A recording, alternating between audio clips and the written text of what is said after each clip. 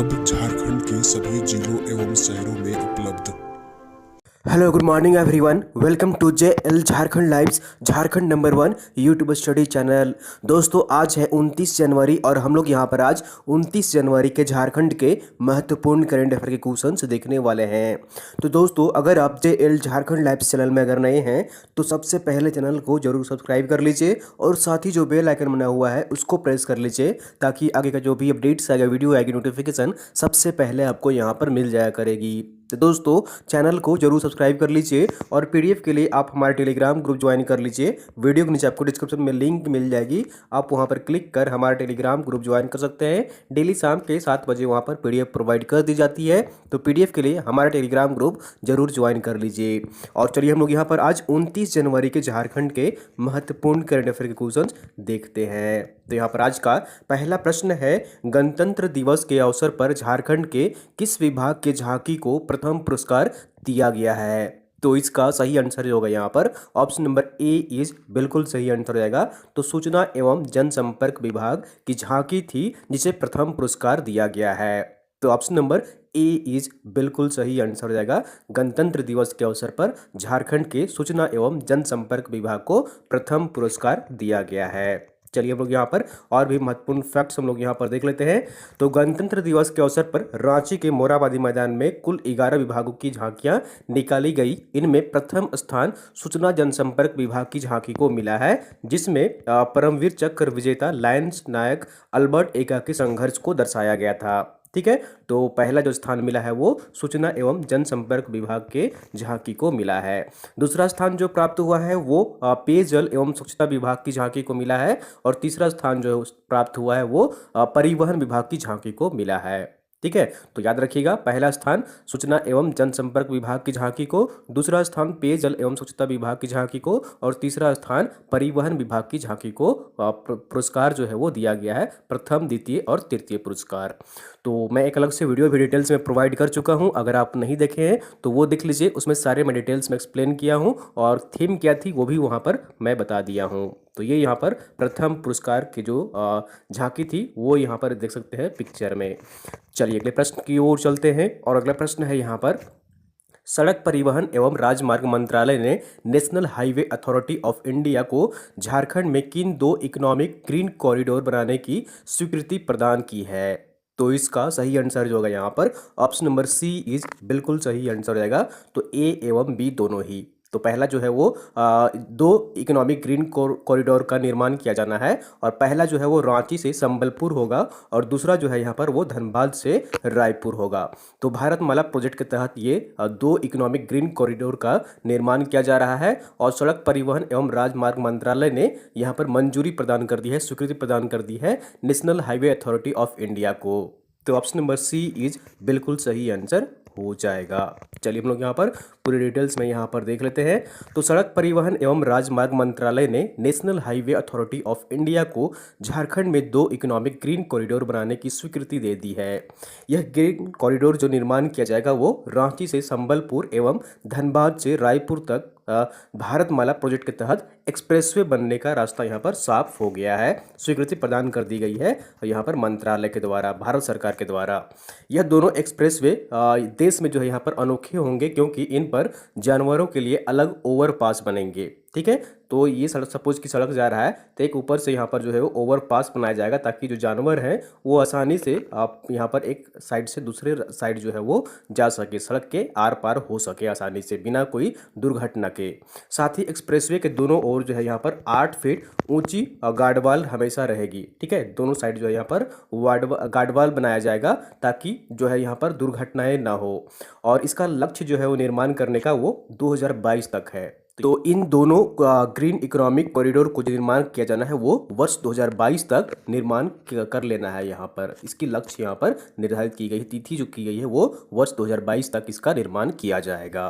तो option number C is बिल्कुल सही आंसर हो जाएगा। अगला प्रश्न यहाँ पर, हाल ही में विमोचन हुई पुस्तक कोहबर काव्य संकलन की लेखिका कौन है? ठीक है, एक पुस्तक यहाँ पर लॉन्च की गई है, लोकार्पण किया गया है और इस पुस्तक का नाम है कोहबर काव्य संकलन। इस पुस्तक की लेखिका कौन है? तो इसका सही आंसर जो होगा यहाँ पर ऑप्शन नंबर बी इज बिल्कुल सही आंसर रहेगा। तो ये है अनामिका वर्मा। कौन है? अनामिका वर्मा है, जो कि कोहबर काव्य संकलन पुस्तक की लेखिका है। तो ऑप्शन नंबर बी इज बिल्कुल सही आंसर हो जाएगा। चलिए हम लोग यहाँ पर सारे महत्वपूर्ण फैक्ट्स एंड डिटेल्स यहाँ पर देख लेते हैं।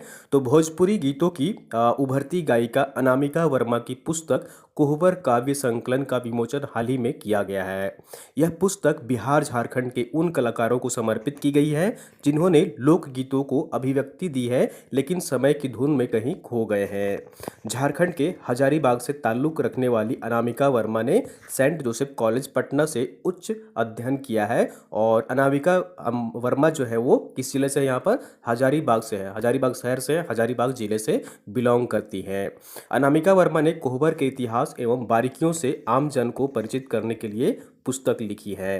अनामिका वर्मा अभी तक 800 से 1000 लोकगीत एकत्र कर चुकी हैं और उनकी जो लोकगीत संग्रह का यह प्रथम भाग है जो पुस्तक के रूप में प्रकाशित हुआ है, जिसमें कोहबर का बिहार, झारखंड एवं संपूर्ण पूर्वांचल के लोकाचार में महत्व समझाया गया है। इस पुस्तक में कोहबर का जो बिहार और झारखंड एवं संपूर्ण जो पूर्वांचल है उसके लोकाचार के महत्व को समझाया गया है।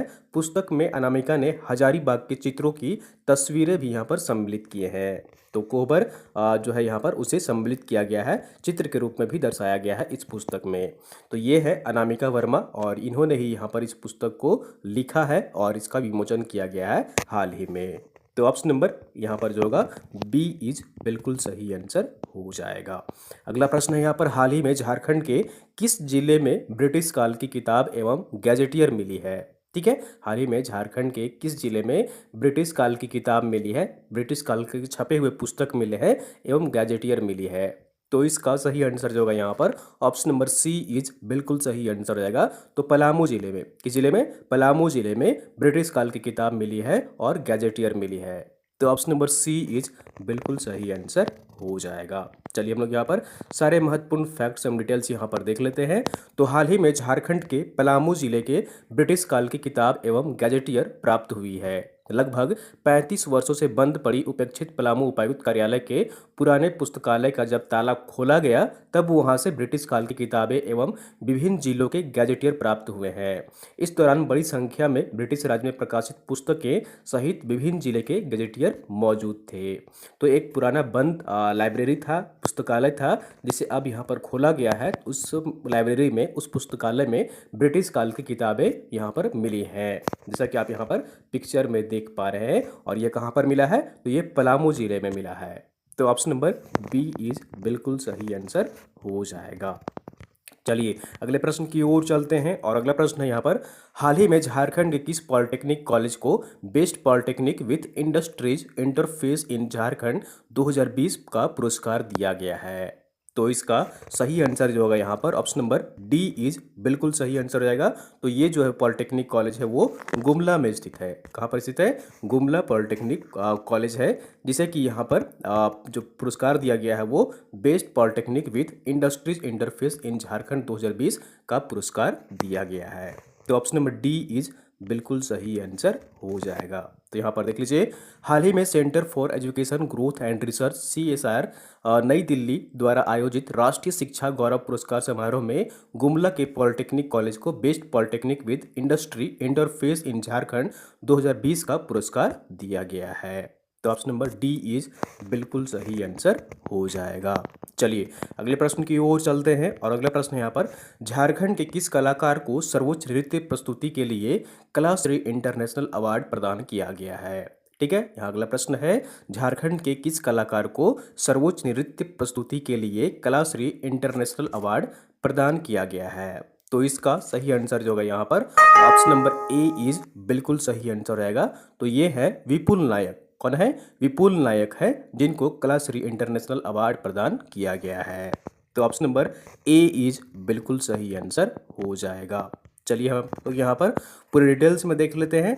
तो झारखंड के कलाकार विपुल नायक को सर्वोच्च नृत्य प्रस्तुति के लिए कलाश्री इंटरनेशनल अवार्ड प्रदान किया गया है। ठीक है, कलाश्री इंटरनेशनल अवार्ड प्रदान किया गया है। रेवा इंटरनेशनल द्वारा श्री विपुल को यह अवार्ड प्रदान किया गया है। ठीक है, रेवा इंटरनेशनल द्वारा यह अवार्ड प्रदान किया गया है। और डॉक्टर श्यामा प्रसाद मुखर्जी विश्वविद्यालय के सभागार में 25 जनवरी को रेवा इंटरनेशनल द्वारा यह अवार्ड प्रदान किया गया है। तो यहाँ पर डॉक्टर श्यामा प्रसाद मुखर्जी विश्वविद्यालय में यहाँ पर जो है वो कार्यक्रम का आयोजन किया गया था और इसी सभागार में 25 जनवरी को कलाश्री इंटरनेशनल अवार्ड जो प्रदान किया गया है वो विपुल नायक को प्रदान किया गया है। तो ऑप्शन नंबर ए इज बिल्कुल सही आंसर हो जाएगा। चलिए हम लोग यहाँ पर आंसर ऑफ द डे देख लेते हैं। पिछले वीडियो में आपसे प्रश्न पूछा गया था यहाँ पर कि उच्च शिक्षा के लिए अनुसूचित जनजाति के कितने प्रतिभावान छात्रों को हर साल विदेश में उच्च शिक्षा के लिए राज्य सरकार छात्रवृत्ति प्रदान करेगी। तो इसका सही आंसर जो होगा यहाँ पर ऑप्शन नंबर ए इज बिल्कुल सही आंसर रहेगा। और आप लोगों ने मैक्सिमम लोग सही इस आंसर इसका कमेंट किए थे। ठीक है, तो ऑप्शन नंबर ए जो होगा यहाँ पर बिल्कुल सही आंसर रहेगा। राज्य के 10 अनुसूचित जनजाति के प्रतिभावान छात्रों को हर साल विदेश में उच्च शिक्षा के लिए राज्य सरकार छात्रवृत्ति प्रदान करेगी। तो ऑप्शन नंबर ए इज बिल्कुल सही आंसर हो जाएगा। इस योजना का नाम क्या है तो ये भी याद रखिएगा, बहुत ही महत्वपूर्ण प्रश्न है। इस योजना का खास करके आप नाम याद रखिएगा। तो यहाँ पर देख लीजिए, राज्य सरकार अनुसूचित जनजाति के 10 प्रतिभावान छात्रों को हर साल विदेश में उच्च शिक्षा के लिए सरकार छात्रवृत्ति देगी। राज्य सरकार कैबिनेट ने इसकी मंजूरी प्रदान कर दी है और यह छात्रवृत्ति जयपाल सिंह मुंडा प्रादेशिक छात्रवृत्ति योजना के तहत दिया जाएगा। ठीक है, तो ऑप्शन नंबर ए इज बिल्कुल सही आंसर हो जाएगा। ठीक है, चलिए अगले प्रश्न की ओर चलते हैं। और यहाँ पर क्वेश्चन ऑफ द डे है, आज का प्रश्न है जिसका सही आंसर आपको कमेंट करके बताना है कमेंट बॉक्स में। तो यहाँ पर आज का प्रश्न है, झारखंड के पहले मुख्यमंत्री कौन है जिन्हें हार्वर्ड यूनिवर्सिटी में व्याख्यान देने के लिए आमंत्रित किया गया है। ठीक है, हार्वर्ड यूनिवर्सिटी में लेक्चर देने के लिए, ठीक है, व्याख्यान देने के लिए आमंत्रित किया गया है। तो 4 ऑप्शन आपके यहाँ पर रघुवर दास, हेमंत सोरेन, अर्जुन मुंडा या फिर शिबू सोरेन। तो आपको कमेंट करके बताना है दोस्तों कि यहाँ पर झारखंड के पहले मुख्यमंत्री कौन है जिन्हें हार्वर्ड यूनिवर्सिटी में व्याख्यान देने के लिए आमंत्रित किया गया है। तो इसका सही आंसर कमेंट करने की कोशिश करिएगा कमेंट बॉक्स में। और दोस्तों हमारे यहाँ पर कल सैटरडे को और संडे को जेपीएससी की यहाँ पर ऑनलाइन लाइव टेस्ट का आयोजन किया जाएगा। पूरे दिन भर में आप कभी भी दे सकते हैं यहाँ पर टेस्ट। और सीजीएल का जो सिर्फ है वो संडे को यहाँ पर आयोजन किया जाएगा। तो आप यहाँ पर भुगतान करके जुड़ सकते हैं। जेपीएससी के लिए 20 रुपीज़ है और पेपर 1 पेपर 2 दोनों ही होंगे। और सीजीएल का यहाँ पर जो है वो 10 रुपीज़ रखा गया है जिसमें कि 120 क्वेश्चन होंगे। और इस नंबर पर गूगल पे, फ़ोनपे, पेटीएम से पे कर आप यहाँ पर उसका स्क्रीनशॉट हमें व्हाट्सअप करेंगे इसी नंबर पर, तो आप ऑनलाइन लाइव टेस्ट से जुड़ सकते हैं। तो दोस्तों ये थी यहाँ पर आज की झारखंड की महत्वपूर्ण करंट अफेयर क्वेश्चंस। उम्मीद करता हूँ आपको वीडियो पसंद आई होगी। जरूर लाइक करिए, चैनल को सब्सक्राइब नहीं किया सब्सक्राइब कर लीजिए और वीडियो को आप लोग अपने दोस्तों के साथ अधिक से अधिक शेयर कर दिया करिए ताकि अन्य लोग भी यहाँ पर जुड़ सकें और झारखंड के महत्वपूर्ण करंट अफेयर के क्वेश्चंस देख सकें। अब झारखंड के सभी जिलों एवं शहरों में